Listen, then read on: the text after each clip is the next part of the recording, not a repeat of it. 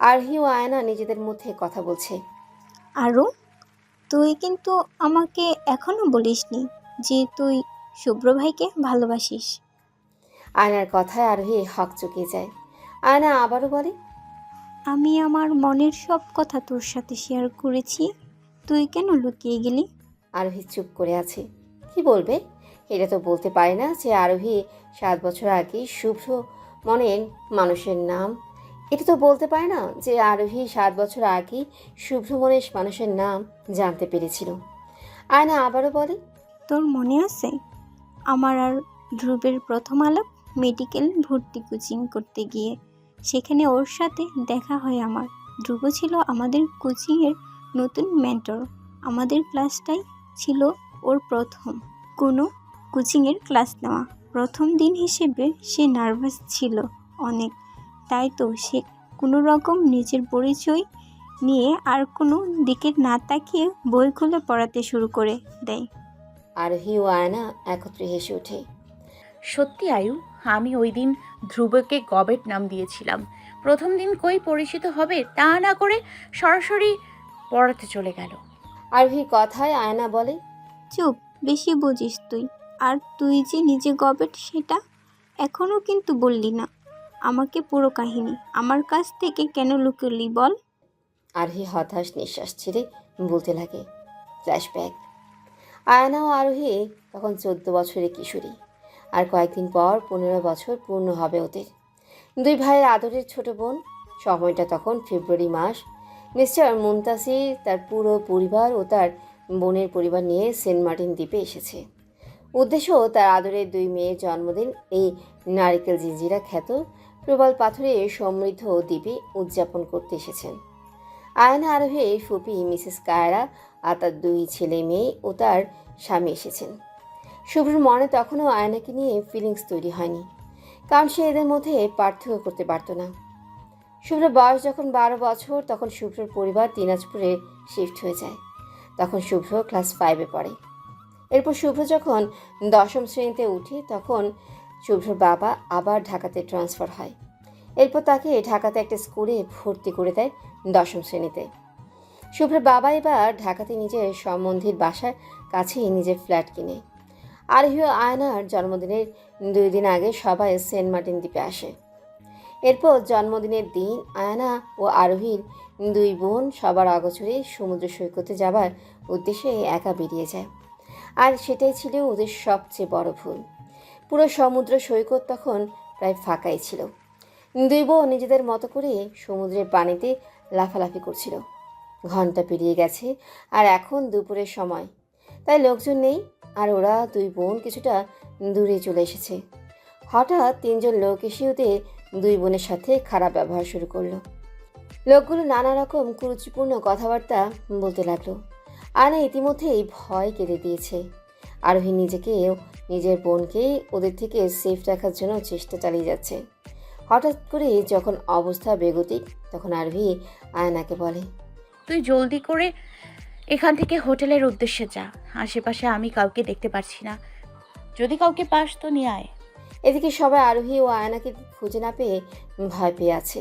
নীল, মেঘ ও শুভ্র 3 দিক দিয়ে খুঁজতেছে, আর বাকি বড়রা আরেক দিক দিয়ে। আরোহীর কথা আয়না প্রথমে যেতে চায় না। সে তার বোনকে ছেড়ে যেতে চাচ্ছে না। আরোহী অনেক জোর করে কোনো রকমে সেখান থেকে দৌড়ে যেতে বলে। লোকগুলো ইতিমধ্যেই গায়ে হাত দেওয়া শুরু করেছে। আয়নার কান্নার স্বরে লোকগুলো যেন আনন্দ পায়, তাই তারা আরও বেশি করে উত্ত্যক্ত করতে থাকে। কোনো মতে আয়না দৌড়ে সেখান থেকে লোকালয়ের উদ্দেশ্যে যেতে থাকে। 3জন লোকের থেকে একজন আয়নার পিছু নেয়, আর বাকি 2জন আরোহীর সাথে বাজে ব্যবহার করছে। আরোহী লোকগুলো থেকে নিজেও পালানোর রাস্তা খুঁজছে, কিন্তু পারছে না। আয়নাকে এক ফাঁকে পালিয়ে যেতে বলেছে, কারণ আয়না এখানে থাকলে আরোহী কোনো কিছুই করতে পারবে না। আরোহী লোকগুলোর থেকে বাঁচতে সমুদ্রের পানি তাদের চোখের দিকে মারছে। সমুদ্রের পানিতে গড় লবণাক্ততা প্রায় 3.5%। 1 কিলোগ্রামে 35 গ্রামে দ্রবীভূত লবণ আছে। চোখে গেলে কিছুটা জ্বালাপোড়া করবে, তাই আরোহী সেটা করছে। 2জন লোকের যখন চোখ জ্বালাপোড়া করছে, তখন আরোহী সেখান থেকে পালিয়ে যেতে নিলে একটা লোক আরোহীর হাত চেপে ধরে।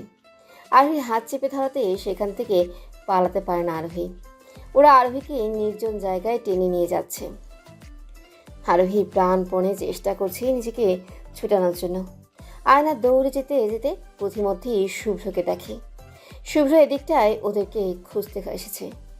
আয়না শুভ্রকে দেখেই দৌড়ে শুভ্রের সামনে গিয়ে হাঁপাতে হাঁপাতে হিচকি তুলে কাঁদতে থাকে। শুভ্র নিজের সামনে ক্রন্দনরত মেয়েটাকে কি আয়না নাকি আরোহী সেটা বুঝতে পারছে না। কাঁদতে কাঁদতে আয়নার বেহাল দশা, যে কোনো সময় সে সেন্সলেস হয়ে যেতে পারে ভয়। হিচকি তুলে কাঁদতে কাঁদতে আয়না শুভ্রকে এটা বলে। ভাইয়া, আরু আরু শুভ্র এমনিতেই এই দুটি মেয়েকে এতক্ষণ ধরে খুঁজতে খুঁজতে চিন্তায় পড়ে গিয়েছিল, আর এখন একটি মেয়েকে কাঁদতে দেখে আরেকটি মেয়েকে আশেপাশে না দেখে আরও বেশি বিচলিত হয়ে পড়ে। আয়নার মুখ থেকে আরু নামটা শুনে বুঝতে পারে মেয়েটা আয়না, আর আরোহীর কিছু একটা হয়েছে। শুভ্র আয়নাকে জিজ্ঞাসা করে, কি হয়েছে আরোহীর? আরুকে ওই লোকগুলো কিছু করে ফেলবে। আয়না ভয়ে ও নার্ভাস হয়ে তুতলিয়ে কথাগুলো বলে। কারা আরোহীকে কিছু করবে বলো আমাকে। আর তুমি একা কেন? তোমাদের দুই বোনকে আমরা কখন থেকে খুঁজতেছি, আরোহী কই? আয়না কোনো মতে ঢোক গিলে বলে, আমরা সমুদ্রের তীরে খেলছিলাম, তারপর 3টা লোক এলো আর আমাদের সাথে খারাপ ব্যবহার শুরু করলো। আমাদের গায়ে হাত দিচ্ছিল আর আরও আমাকে কোনো মতে বলেছে ওইখান থেকে যেতে আর কাউকে ডেকে আনতে। আরও ওইখানেই রয়ে গেছে। আমি আসতে চাইনি, আমাকে জোর করে পাঠিয়ে দিয়েছে। এখন আরও কি হবে? আপনি প্লিজ আমার আরুকে বাঁচান। কথাগুলো বলে আয়না শুভ্রর বুকের উপর ঢলে পড়ল। কাঁদতে কাঁদতে আয়নার চোখ মুখ লাল হয়ে গেছে। শুভ্র এক ক্রন্দনরত রমণীর রক্তিম মুখ দেখে প্রথমবারের মতো কিছু একটা অনুভব করলো, কিন্তু এখন তার হাতে সময় নেই। সে আশেপাশের কোনো এক মহিলা টুরিস্টকে দেখে বলল আয়নাকে একটু খেয়াল রাখতে। সে ফোন করে ওর ভাইদেরকে আসতে বলছে। শুভ্র আয়নাকে ওখানে রেখে দৌড়ে আয়না যেদিকে হাত দিয়ে ইশারা করে কথাগুলো বলছিল সেই দিকেই যায়। সেদিকে যে দেখে সমুদ্র তীর পুরো ফাঁকা, আশেপাশে কেউ নেই। এখন শুভ্র নিজে বুঝতে পারছে না কোন দিকে যাবে আর আরোহীকে ওরা কোন দিকে নিয়ে গেছে। হঠাৎ কিছুটা দূরে বালির মধ্যে কাউকে টেনে হিঁচড়ে নিয়ে যাবার মতো চিহ্ন দেখে। শুভ্র সেই চিহ্ন অনুসরণ করে সেদিকে দৌড়ে যায়। এরপর দেখে একটা নির্জন ঝোপের কাছে একটু শোরগোল শোনা যাচ্ছে। 3জন আরোহীকে এক নির্জন ঝোপের কাছে নিয়ে এসেছে। তৃতীয় ব্যক্তি ফিরে এসেছে, কারণ সে যখন দেখে সে যে মেয়েটার পিছু নিয়েছে সেই মেয়েটা লোকালয়ের ভেতর ঢুকে গেছে, তখন সে আর রিস্ক নিয়ে সেদিকে গেল না। আরোহীকে বালির মধ্যে ফেলেই তারা ওর দিকে আগাতে থাকে। আরোহী ভয়ে পেছাতে পেছাতে মুঠো ভর্তি বালি নিয়ে ওদের দিকে বারবার ছুঁড়ে মারছে। বারবার বালি ছুঁড়ে মারার দরুন একজন লোক এসে ওর চুলের মুঠি ধরে আর আরেকজন লোক এসে ওর 2 হাত ধরে। আরোহী নিজেকে বাঁচানোর প্রাণপণ চেষ্টা করছে। সে শুধু দোয়া করছে কেউ যেন আসে আর তাকে বাঁচায়। একজন লোক যখন আরোহীর জামার এক হাতের দিকে কাপড় ছিঁড়ে ফেলে, তখন আরোহীর চোখ দিয়ে নোনার জল গড়াতে থাকে। যে ব্যক্তি ওর চুলের মুঠি ধরেছে সে আরোহীর মুখ চেপে ধরেছিল, কারণ আরোহী চিল্লাছিল জোরে জোরে। মুখ চেপে ধরার দরুন আরোহীর মুখ দিয়ে শুধু গঙ্গানি আওয়াজ আসছে। তৃতীয় ব্যক্তি আরোহীর 2 পা চেপে ধরে, আর ঠিক তখনই শুভ্র এসে দেখে আরোহীকে 3জন লোক মিলে চেপে ধরে রেখেছে। আরোহী নিজের সামনে শুভ্রকে দেখে যেন প্রাণ ফিরে পায়। ওই লোকগুলো এখনও শুভ্রকে দেখেনি, কিন্তু আরোহী শুভ্রকে দেখে আরোহীর চোখে যেন খুশির ঝিলিক খেলে যায়। যে ব্যক্তি আরোহীর পা ধরে রেখেছে শুভ্র সেই লোকটাকে একটা লাথি মেরে সরিয়ে দেয়, এরপর বাকি 2জনকেও। লোকগুলো হতভম্ব হয়ে যায় এই নির্জন জায়গায় কাউকে আসতে দেখে। লোকগুলো আরোহীকে ছেড়ে দিয়েছিল শুভ্রর হঠাৎ আক্রমণে। লোকগুলো এরপর শুভ্রর সাথে মারামারি করতে গেলেই শুভ্র এক মুঠো বালি একজনের চোখে ছুঁড়ে মারে। যেই লোকটার চোখে শুভ্র বালি ছুঁড়ে মারে সে নিজের চোখে হাত দিয়ে বালিতে বসে পড়ে, কারণ তার চোখ অনেকটাই জ্বালা পোড়া করছে।